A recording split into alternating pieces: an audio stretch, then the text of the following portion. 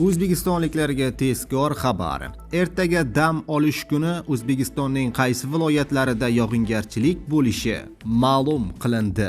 Assalomu alaykum, hurmatli tomoshabinlar. Tezkor yangiliklardan birinchilardan bo'lib xabardor bo'lishni istasangiz, videorolik ostiga like tugmachasini bosib qo'yishni unutmang.